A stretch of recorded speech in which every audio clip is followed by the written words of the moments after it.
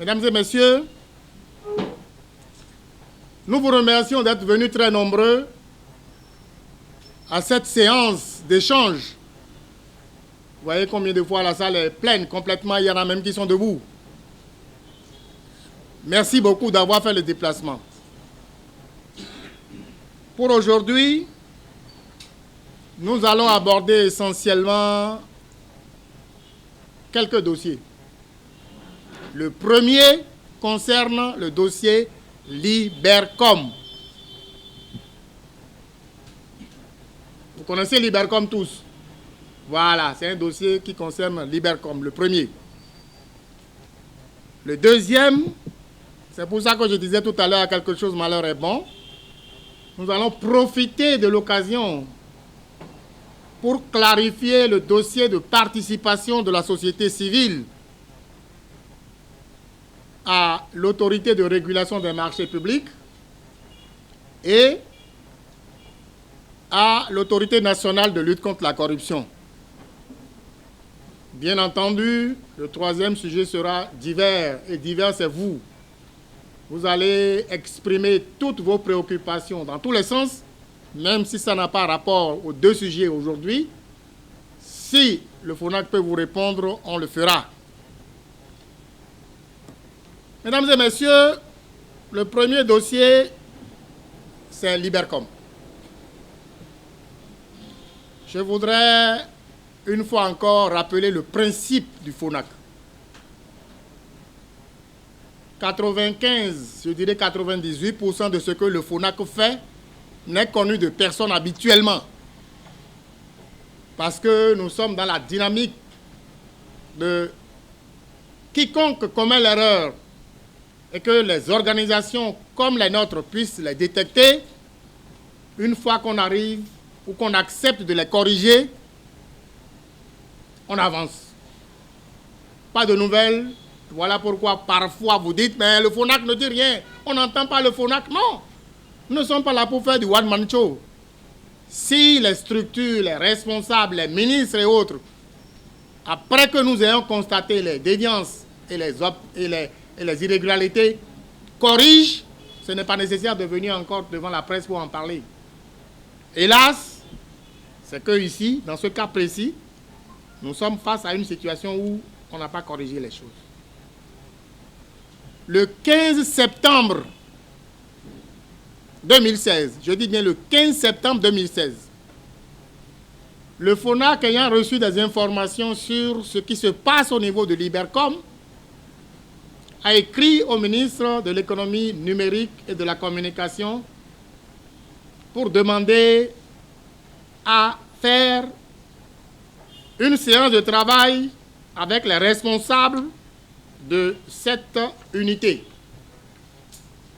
La lettre dit ceci. À Madame le ministre de l'économie numérique et de la communication Cotonou, objet, séance de travail à la direction de Libercom le mercredi 28 septembre 2016. Madame le ministre, nous avons l'honneur de porter à votre connaissance que nous détenons des informations sur Libercom. Par la présente lettre, nous vous prions de bien vouloir instruire le directeur général et tous les membres du comité de direction de Libercom à prendre part à une séance de travail qui aura lieu dans les locaux de la direction générale de Libercom le mercredi 28 septembre 2016 à 10h. Veuillez agréer, Madame le ministre, l'assurance de notre considération distinguée pour le conseil d'administration, le président Jean-Baptiste Elias. Le jour venu, nous avons effectivement tenu la séance. Voici la feuille de présence de tous ceux qui ont participé à cette réunion.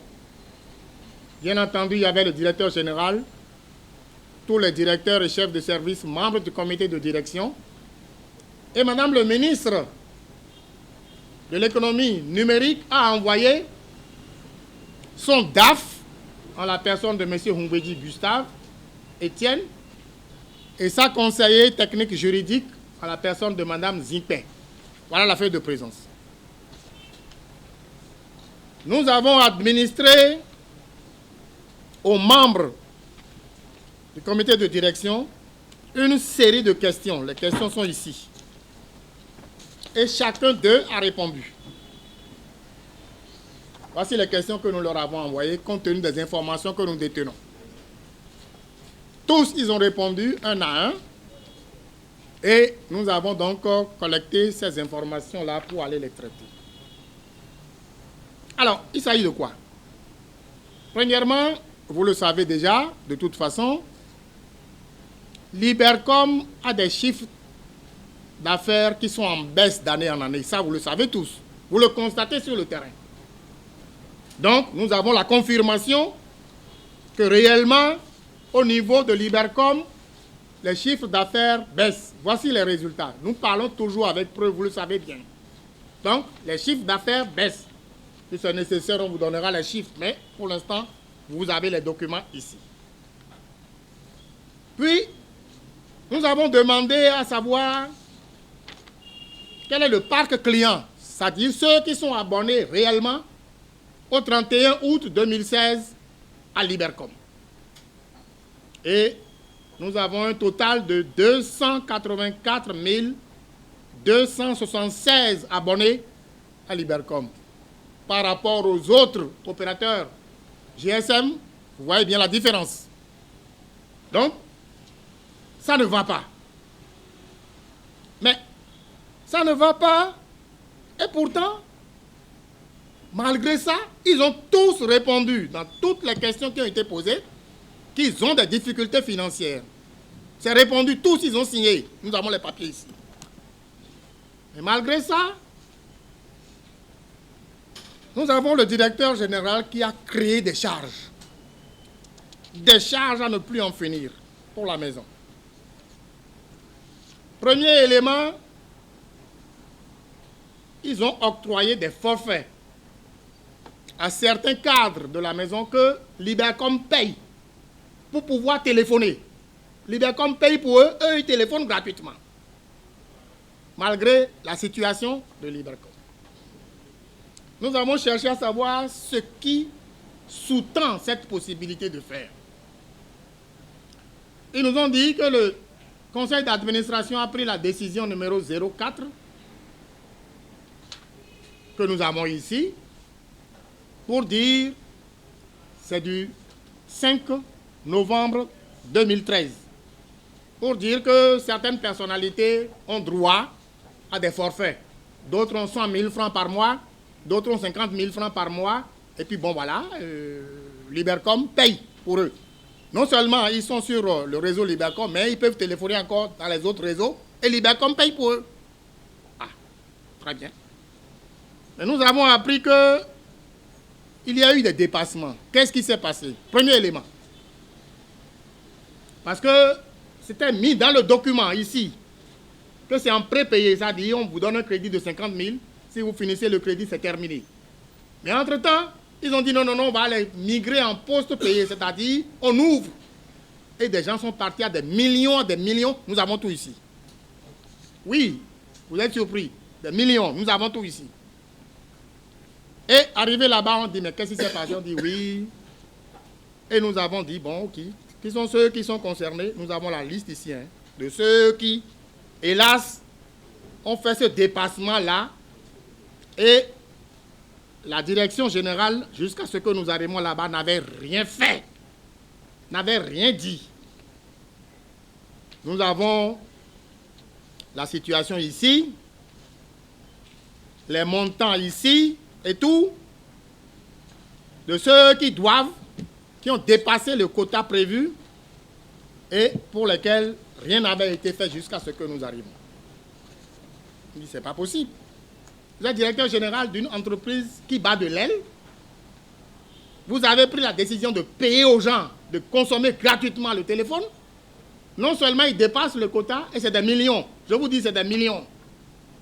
Et puis, bon, voilà, tranquillement, on ne dit rien. On est là à rester, à tourner en rond.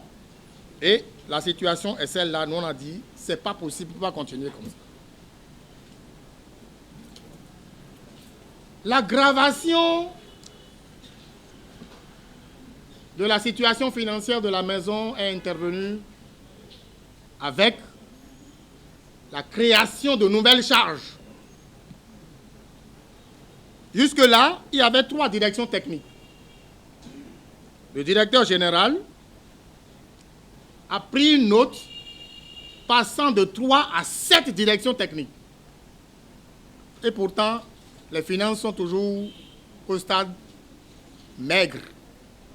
Puis, a créé des postes de responsabilité passant de 26 à 54 avec effet financier immédiat et important. Chez eux là-bas, nous avons trouvé quelque chose de curieux. Il suffit que le directeur général vous nomme à un poste de responsabilité et aussitôt, on vous reclasse dans le corps supérieur. Reclassement.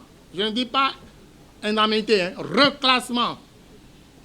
Exemple, nous avons connu, la liste est là, des gens qui étaient au bas de l'échelle, que sans aucun mérite spécial, le directeur général a pris une autre pour dire, bon, toi tu deviens chef de ceci, toi tu deviens directeur de ceci, toi tu deviens directeur de cela, et puis hop, on les a passés à des corps, à des catégories supérieures. Il y en a même qui avaient que des BTS, et qui se trouvent être reclassés dans la catégorie de ceux qui ont le bac plus 5. Nous avons tous ces papiers ici. On dit, c'est pas possible. On dit, ah oui, c'est comme ça. Qu'est-ce que c'est comme ça? On dit, ah oui.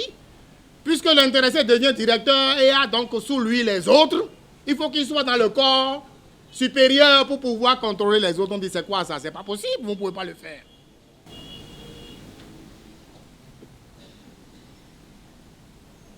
On a dit, c'est pas possible, vous ne pouvez pas le faire. Donc, voilà des situations qui sont importantes. Autre situation que nous avons constatée sur le terrain quand nous sommes arrivés, nous avons demandé le diplôme avec lequel les responsables ont été engagés dans la maison. Depuis le directeur général jusqu'au dernier agent, nous avons pris les diplômes de tout le monde. Et pour faciliter la tâche, nous nous sommes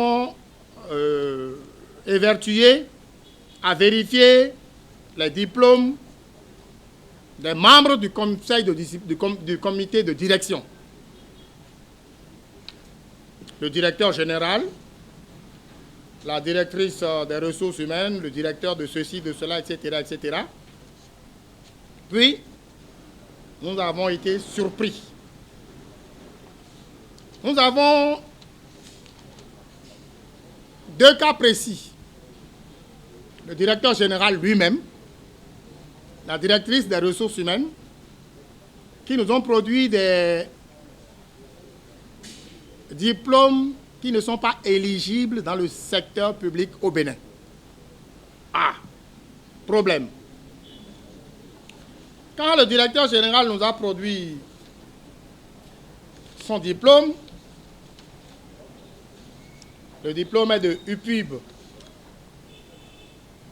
que vous connaissez. Nous avons écrit le 17 octobre 2016 au président de l'Université Polytechnique Internationale du Bénin en lui demandant de nous authentifier le diplôme qui a été délivré. Voici la lettre. Puis, on a demandé de nous dire que le monsieur Djima Idrissou, c'est de lui qu'il s'agit, de nous confirmer que le diplôme qu'ils ont délivré est bien de leur part. Le 18, le président de l'Université Polytechnique Internationale Obiang Nguema Bazogo a répondu pour dire oui, c'est bien nous qui avons délivré le diplôme à M. Idrissou Djima. Parfait. Nous avons fait ça pourquoi? Parce que par moment, quand ça change et que nous disons attention, ce que vous avez dit, on dit non, on s'est trompé, il y a erreur, la date de ce diplôme-là n'était pas vraie, le secrétaire ou la secrétaire s'est trompé, etc. Nous, on a voulu donc l'authentification d'abord de l'origine avant d'aller plus loin. Puis nous sommes partis plus loin. Nous avons écrit au ministre de l'Enseignement supérieur à la direction des établissements privés d'enseignement supérieur, donc de ce ministère, pour demander de nous parler de tous ces diplômes-là que nous avons obtenus, lesquels diplômes concernent le personnel dont je vous ai parlé tout à l'heure. Voici la lettre. Le 17 octobre, le même jour, nous avons envoyé au ministère de l'Enseignement supérieur. Et nous avons reçu la réponse. Voici la réponse provenant du ministère de l'Enseignement supérieur. En gros, de tous les diplômes que nous avons envoyés, la plupart des diplômes concernant donc bien entendu ceux sur la base desquels les agents ont été recrutés, il n'y a pas eu de problème sauf deux. Le premier concerne M. Djima Idrissou, master en administration des affaires.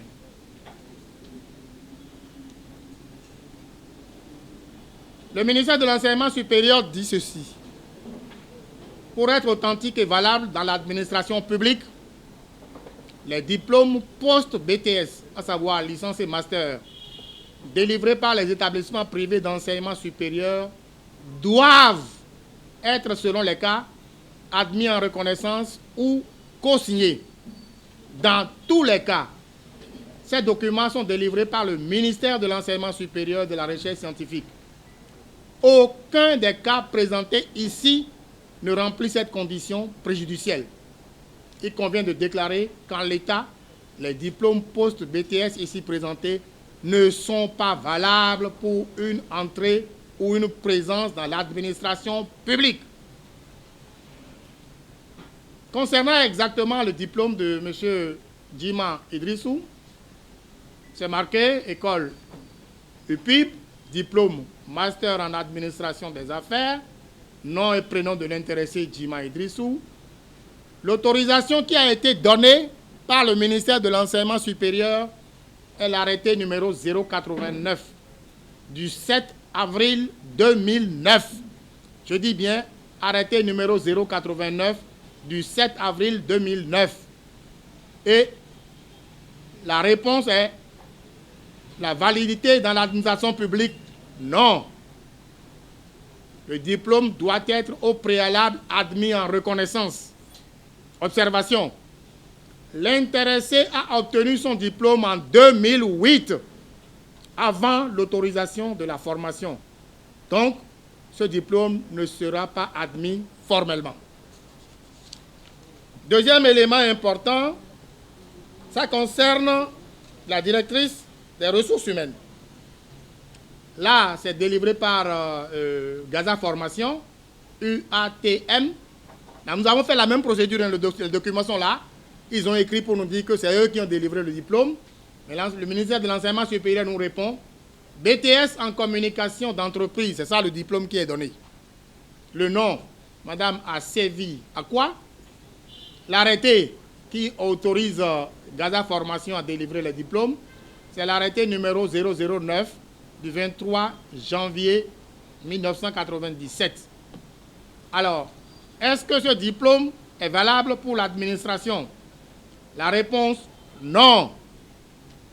Délivrance ultérieure à l'organisation du BTS par l'État béninois. C'est-à-dire, au moment où Gaza délivrait ce diplôme, le Bénin déjà avait fait du diplôme BTS un diplôme d'État et c'est donc au niveau national qu'on le fait, on ne le fait plus maison.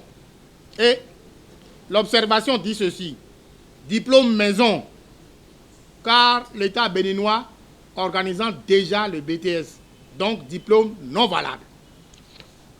Les autres, sans commentaire.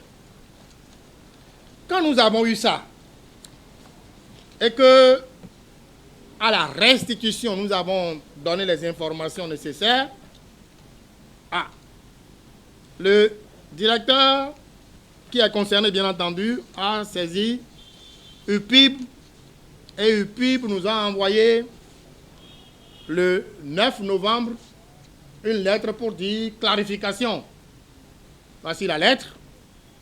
Et il dit que eux, ils sont reconnus CAMES et que, en tant que tel, il faudrait que nous puissions prendre en compte le diplôme et que nous puissions travailler. Si c'est nécessaire, hein, on la lira.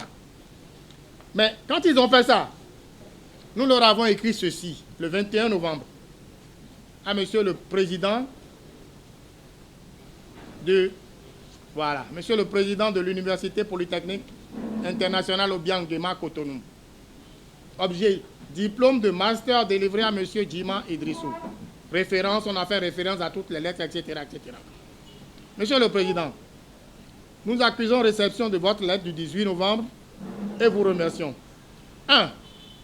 Le problème qui se pose est la non-validité du master que vous avez délivré à M. Djima Idrissou suite à la délibération de août 2008 dans l'administration béninoise. 2. Le master de M. Djima Idrissou est signé du seul président de l'UPIB, alors qu'il doit être co-signé par le président de l'UPIB et le ministère de l'Enseignement supérieur de la Recherche scientifique. 3. C'est à défaut du master co-signé par les responsables du ministère de l'Enseignement supérieur que le FONAC vous a demandé de produire les éléments objets de notre lettre numéro 1431 du 10 novembre 2016. Par la suite, nous vous demandons de bien vouloir nous produire, petit a, quelle est l'année scolaire faite par M. Djima Idrissou qui a abouti à la délivrance du master. Petit b, quel est le diplôme ayant servi de base pour inscrire M. Djima Idrissou en année de master. Petit c, bien vouloir nous produire la liste complète de tous les étudiants de la promotion de M. Djima Idrissou. Petit d, bien vouloir nous fournir la liste des membres du jury de la soutenance de mémoire de M. Djima Idrissou. Petit e, bien vouloir nous produire un exemplaire de son mémoire de master. Petit f, enfin, nous produire l'arrêté ministériel fixant le programme officiel de la filière faite par M. Djima Idrissou, conformément à l'article 5 de l'arrêté 2009 du 7 avril 2009 portant création, extension, changement de dénomination et réorientation d'établissements privés d'enseignement supérieur. À défaut, le FONAC se propose de conclure le dossier le vendredi 25 novembre 2016. Nous souhaitons avoir les éléments pour finaliser le dossier. Dans l'espoir d'une suite favorable, nous vous prions d'agréer, Monsieur le Président, l'assurance de notre considération distinguée. Le président du FONAC, Elias Jean-Baptiste. On n'a pas de réponse à ce jour. Et ça s'explique. Tout ce que nous avons demandé là, si c'était clean et normal, on nous aurait répondu depuis. Donc, voilà la situation qui concerne le directeur. Et au niveau de la directrice des ressources humaines, le dossier est là aussi. On a fait la même chose. Pas de réponse jusque-là.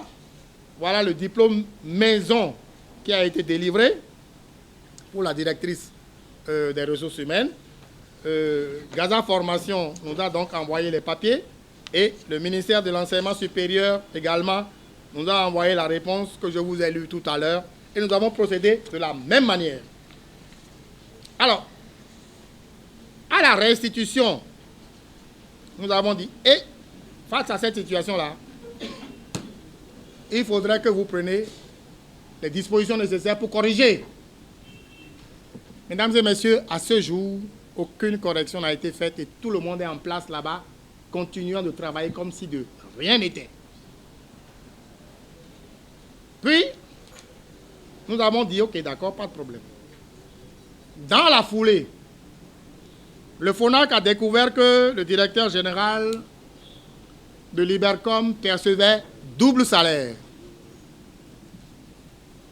Pendant qu'il percevait son salaire au niveau de l'Ibercom, il percevait également son salaire au niveau de l'État, au niveau du budget national, puisque avant qu'il ne soit nommé directeur général de l'Ibercom, il était au ministère de l'économie numérique, ce qu'on appelait à l'époque le ministère de l'information, là, etc. Et nous avons pu obtenir les doubles de tout ce qu'il y avait comme fiche de paye qui sont ici. Quand nous avons soulevé la question, Nous avons bien entendu mis les choses au niveau du ministère des Finances. Le ministère des Finances a émis un ordre de recette contre lui. Et il a payé. Il a remboursé plus de 5 millions de francs CFA. De trop perçus. C'est-à-dire qu'il a perçu doublement. L'importance, c'est que jusqu'à ce que nous arrivons en septembre 2016, il n'en a rien été. Et de tout ce que nous avons eu comme action à son niveau, ça n'a pas transparu. C'est à la fin de la séance que nous avons dit, monsieur le directeur général, votre numéro matricule, c'est combien? Il dit, je ne me souviens pas. Ah bon? Vous êtes payé ici à Libercom? Il dit oui. Depuis le 1er janvier 2014, je suis payé normalement. Monsieur le directeur financier de Libercom, vous payez le directeur général? Il dit oui. Et nous avons dit publiquement à tout le monde dans la salle, monsieur le directeur général, expliquez-nous comment vous avez pris double salaire depuis 15 mois et que vous n'avez rien dit. Et donc, les 15 mois-là, on a arrêté de lui payer le 1er juillet 2015. On a cessé de le payer le 1er juillet 2015. Et nous sommes arrivés en septembre 2016. Ça veut dire que plusieurs mois après, et il n'a jamais fait signe pour dire, ah, vous m'avez payé indûment, vous m'avez payé ceci, vous m'avez payé cela. Non, non, non, pas du tout. Si bien que la modeste contribution du FONAC a permis de retourner dans la caisse de l'État plus de 5 millions de francs CFA. Ce n'est pas beaucoup, mais ce n'est pas petit non plus. Mesdames et messieurs, voilà la situation qui prévaut. La question qui vient à l'esprit de savoir, est-ce que le ministre est au courant de ce que nous venons de vous dire? Je réponds oui. Oui, parce que, comme je l'ai dit à l'entame de la réunion, le ministre a envoyé 2 de ses représentants qui ont participé aux travaux de bout en bout. Mieux, le 28 novembre 2016, le FONAC a eu une séance de travail avec Madame le ministre de l'économie numérique pour lui expliquer à nouveau tout ce que je viens de vous dire ici. Tout. Elle a reconnu que ses envoyés lui ont fait le compte rendu. Et nous lui avons dit, ok, d'accord, on vous laisse faire, Madame le ministre. Faute de quoi, nous serons obligés de rendre compte. Vous savez bien, notre compte rendu à nous, c'est ça. C'est ce qu'on fait aujourd'hui. Nous nous rendons compte au peuple. Et grâce à vous, le peuple sera au courant de ce que nous avons fait. Ceux qui crient partout que le FONAC ne dit rien, le FONAC ne dénonce pas, le FONAC ne fait pas ci, le FONAC ne fait pas ça. Le FONAC ne parle que quand il a des preuves. Le ministre nous a écrit d'abord une première lettre le 10 janvier 2017 à monsieur le président du FONAC. Objet, investigation du FONAC à Libercom SA. Monsieur le président, j'ai l'honneur de venir par la présente vous informer que, suite aux résultats de l'enquête menée par le FONAC dans le cadre de l'objet ci-dessus cité, les diligences sont en cours sous la supervision de mon autorité pour des solutions adéquates. Je vous ferai parvenir dans un bref délai les dites solutions. Recevez, monsieur le président, l'expression de mes meilleurs sentiments, signé Rafiatou Morou. Voici la lettre qu'elle a envoyée.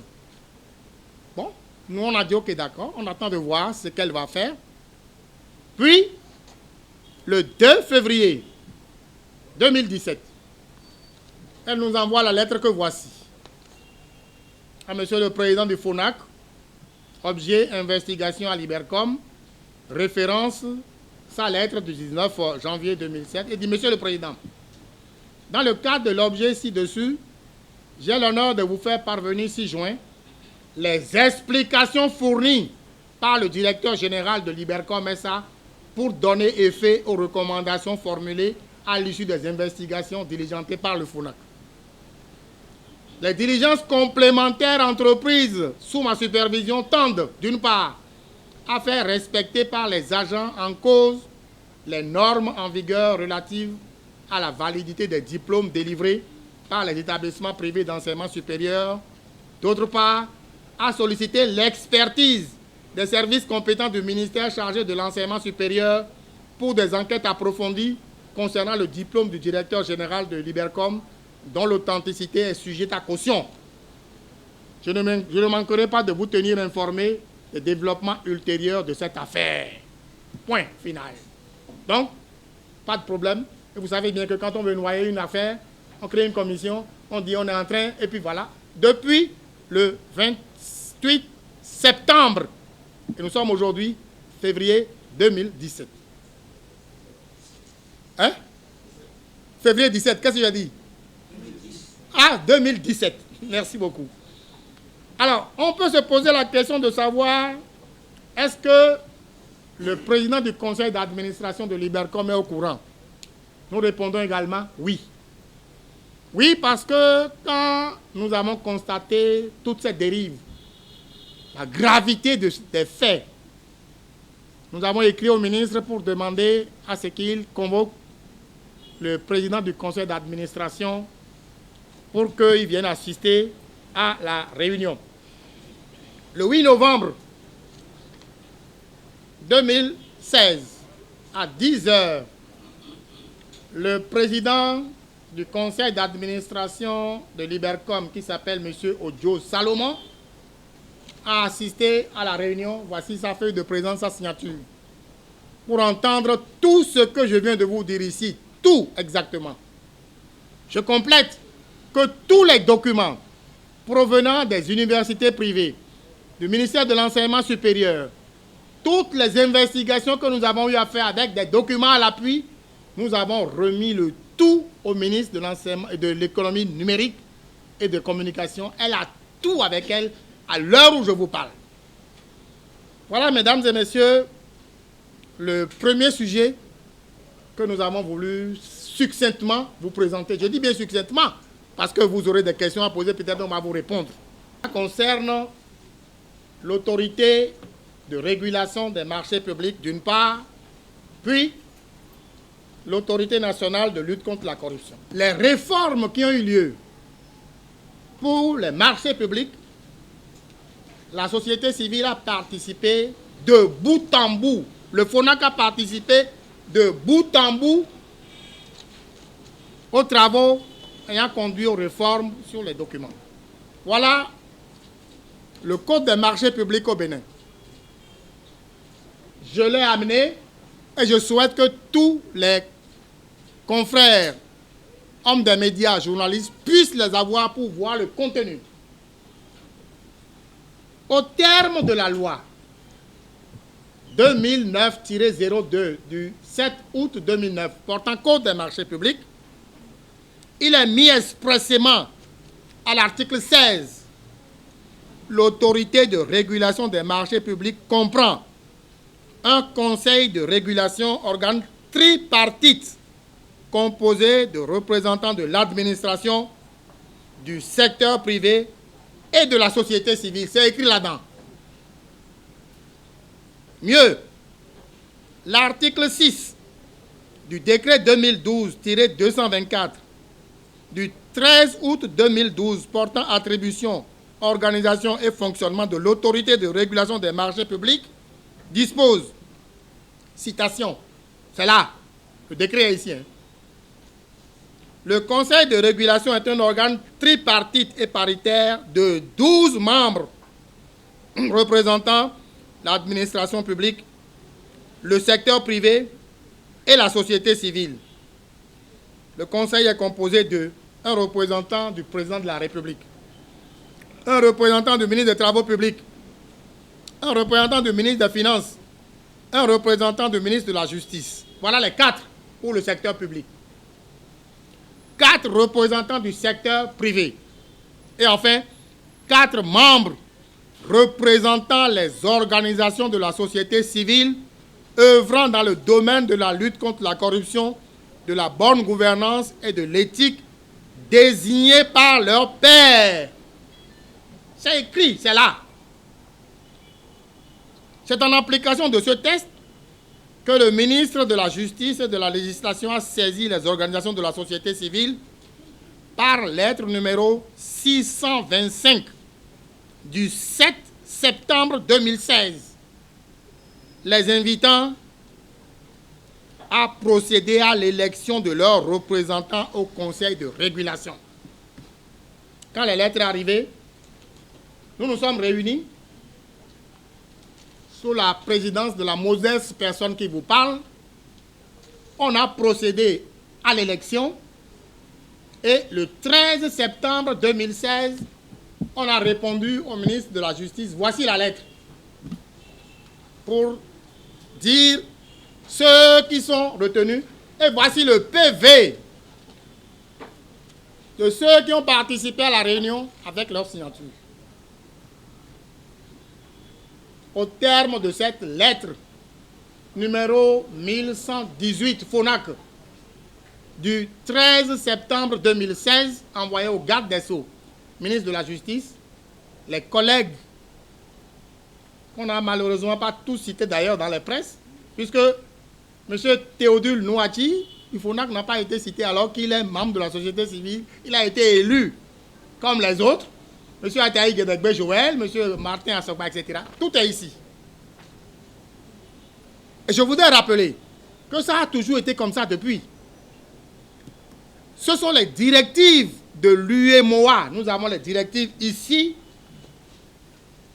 Les directives sont ici, de l'UEMOA, qui ont exigé que dans le Code des marchés publics, il y ait une présence de